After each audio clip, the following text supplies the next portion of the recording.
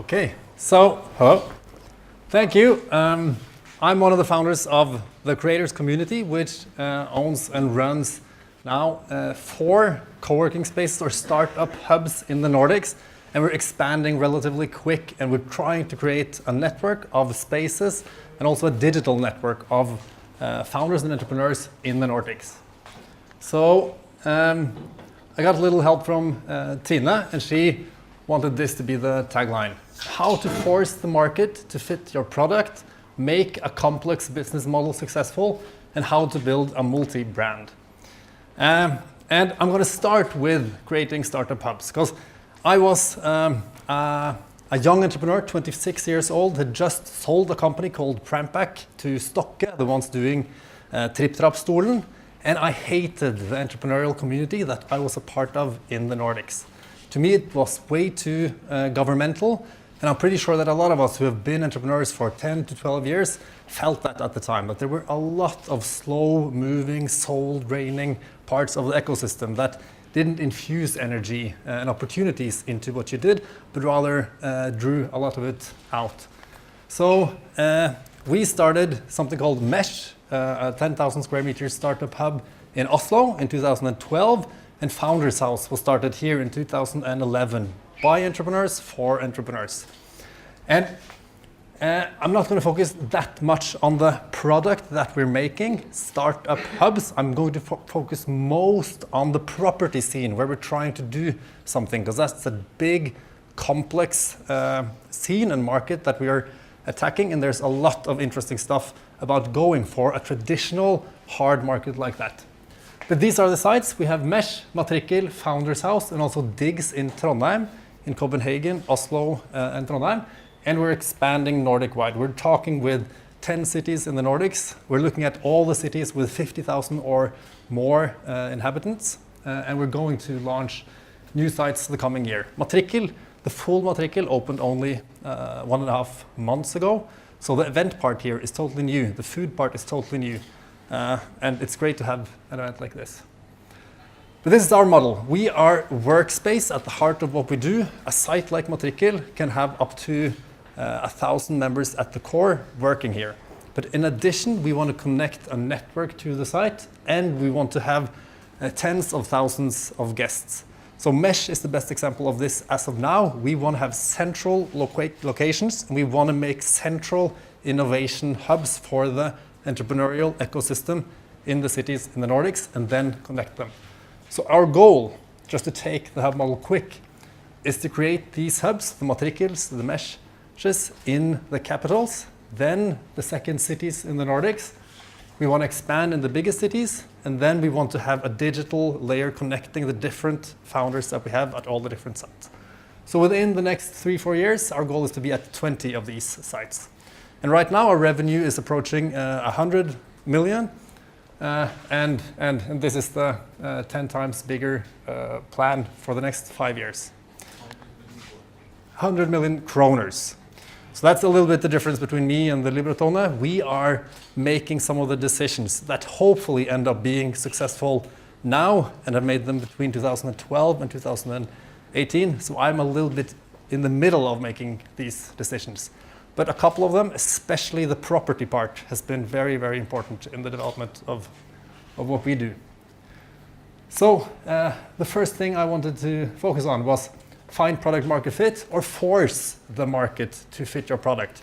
Because I believe very much in what you said, that you want to follow megatrends, but you don't want to follow megatrends after they're already there and in your face. Ideally, you want to get in as early as possible and see the megatrends 5 years ahead of the megatrend coming and hitting you in the face.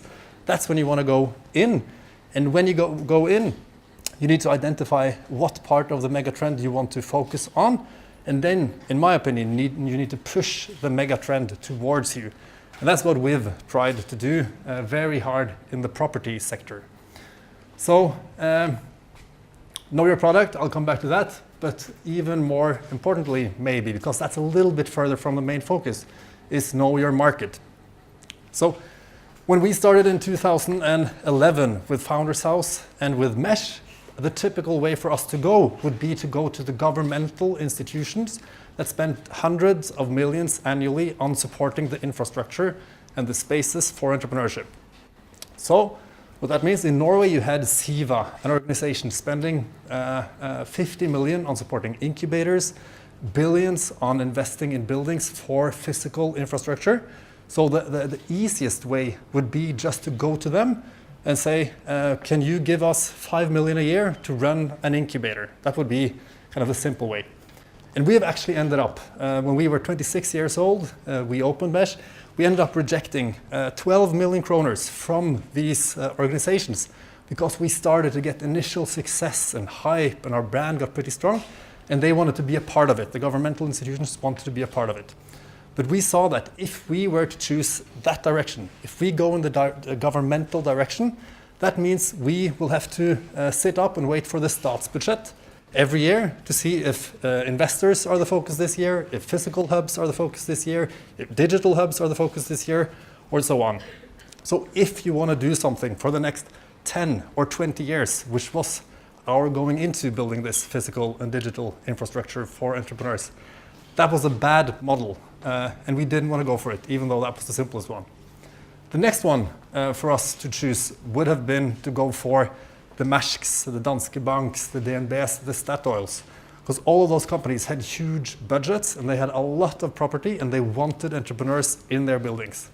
So that was also an obvious opportunity, but we were once again in the power of these super powerful, huge companies, and we wouldn't have the freedom and we wouldn't be able to follow our own integrity and our own wishes for what we wanted the entrepreneurial scene to move towards.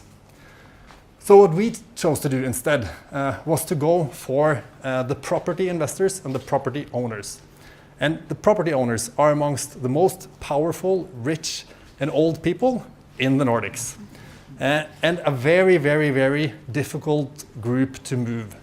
So the first thing that we had to understand was how is the market today, the property market. And what the property owners, what the owners of this building wanted. They want long deals, 10, 15, 20 years. They want one tenant to take it because property is an asset class, a safe asset class to invest in. And you want a simple structure with a simple, safe tenant taking a big building. Us on the other side, at Mesh, we have more than 1,000 members on 1 to 3 month contracts. In total, we have more than 2,000 companies and members sitting at our sites now. We're the total opposites in their eyes. We are ultra flexible. They call us hyper flexible property model. So coming to the property investors and owners with our model, it didn't work at all in the beginning. So in 2012, we actually became the standing joke in the biggest broker company in Oslo, and also amongst a lot of the biggest investors. Because they laughed that we came in and said that we wanted 5, 10, or 15,000 square meter buildings in the prime locations in your cities. Just like this one, or the one we have in Oslo, or the other ones. So what we had to do was that we had to understand their model and how they work.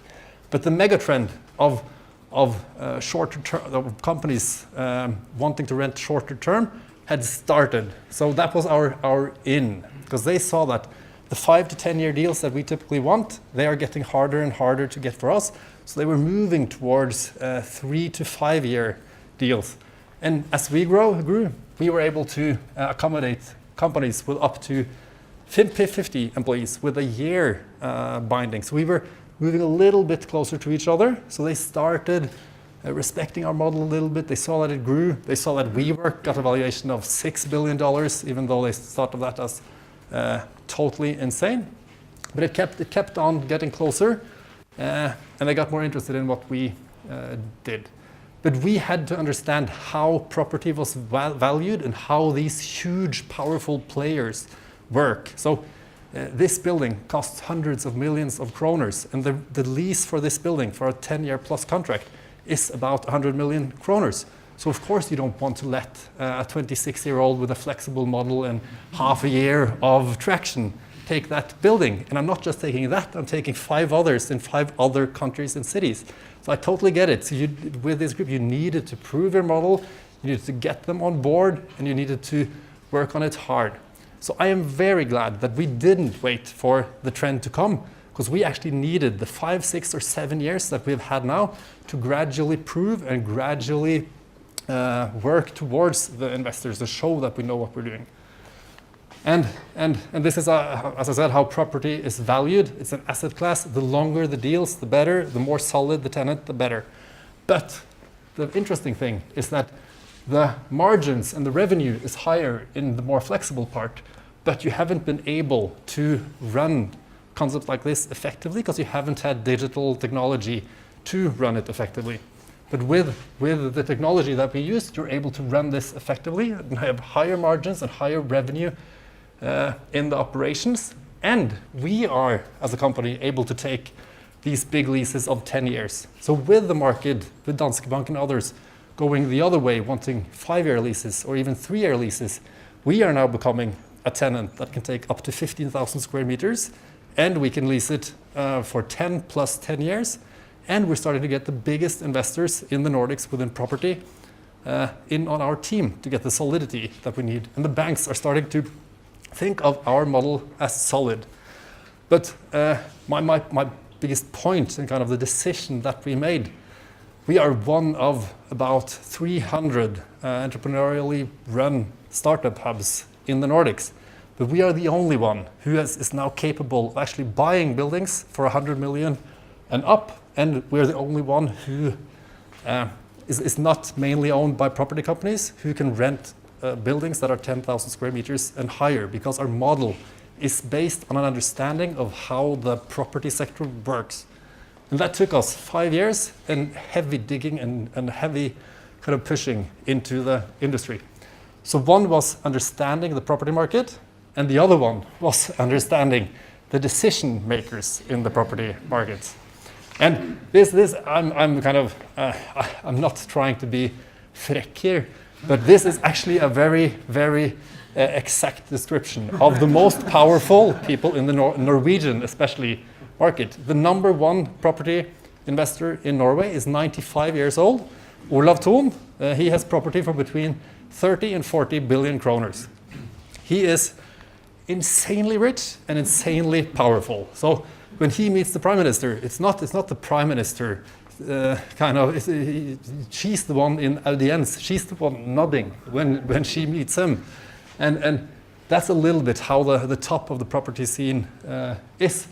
And what typically happens is that you end up in discussion with the heirs in the companies, and it's family owned. It's very powerful, hierarchical, and there's some entitlement. And you really, really, really need to get in, and you need to prove yourself. And the last thing about the property scene that we noticed and that we respected was that they are extremely good at what they do, because they've done it for 50 or 60 years. So at building companies, they are insanely good. Their networks are insanely solid. The trust that they have to all their partners is at a crazy high level. So we found out that there's no way that we'll be able to actually take the whole process and buy and build the buildings as well. We need to come in with a new model, which the megatrend is moving towards, and then we need to trust these people, or they need to trust us, so that we can get in on the way the business works. So those two things were the most important things for us to understand. How the market worked, so that they would talk to us and respect us. We needed to understand our model, and we needed to understand their model. So to sum that up quickly, we needed to become an expert fast in the way the world worked and the way our model worked, and we needed to prove ourselves. We needed 3-4 years of actually being profitable and showing that our sites worked. And then we needed to focus on the most powerful movable group. So the 95-year-old Olav Thon, he is one of the coolest entrepreneurs in Norway. He started rowing people over the lake for 1 krone 65 or 75 years ago, between the world wars. So when he met us and we were super energetic, he felt that, okay, this is a little bit of myself. This is something that I want to support. So we needed to find the group within the market and segment that would relate to us. So we found that the self-made property investors, those were the ones that were willing to give us a chance. The pension funds, they laughed at us. The banks, of course, they laughed at us. But the Olav Thons and the Christian Ingnes and those kind of people, they gave us a chance and lent us and rented us buildings of 5,000 and 6,000 square meters. And those are the ones we're now being successful with in the expansion that's coming in the next years. So in addition, we needed to push to get it closer. So we established a PropTech, property technology organization for Norway, inviting in the top CEOs and the top owners, and became the expert and spokesperson and contact person for the whole European property technology scene in Norway.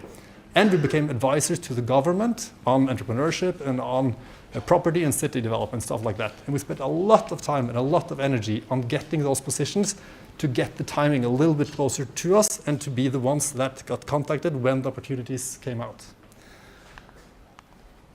So then that was the first one, and then the second one that is actually even time's up. Okay, I'll be quick then. The second one for us, what I believe in is that kind of simple business model. If you Google simple quote how to run businesses, you get a ton of quotes like this. You got to keep it simple. You can get kind of one Google search and you'll get Richard Branson, Steve Jobs, Einstein, everybody up with quotes similar to that. And when a big megatrend comes, there are a lot of low-hanging fruits, but there is going to be a lot of competition and people that are positioned better than you. If you are not extremely good and extremely well positioned, it's going to be hard to take those low-hanging fruits. So what we have done, and what I'm very happy that we did, was that we did the opposite. We did something very, very hard. We run restaurants, cafes, bars, event spaces, workspaces, and a digital platform to run these spaces, and we're trying to connect them in different countries. So if you have the time, and if you're doing something that is a little bit complex and obscure and outside of what's sexy, this wasn't even considered a business 5 or 6 or 7 years ago. Now with WeWork and the valuation of that, it's one of the hottest things to invest in. But it was absolutely not 6 or 7 years ago. But what we decided to do was to create the simplest model within a complex position that we wanted to take. We wanted to be the central hubs, not only serving the core members, but serving the city that we were in. And then we thought that we would have time to develop that. And we're not at a high enough level for this to be perfect, but we have a model now that can compete with WeWork, Spaces, the biggest property developers, and we have a position that it's possible to defend. In my previous company, we made a simple bag to protect specialty luggage, and it took others 2 weeks to copy it, and we ended up selling it after we had got it out to 500 stores in 5-6 countries, because it was just too hard when the giants started caring about what we did. Now the giants want to invest in us because they understand that they don't know how to run all these complex different parts in one. So I just came this morning from a meeting with the biggest property developer in Norway, who's tried 4 times, hasn't managed to do it, and wants to invest in us because they see how complex it is. And then I had one last one, but I think that's good.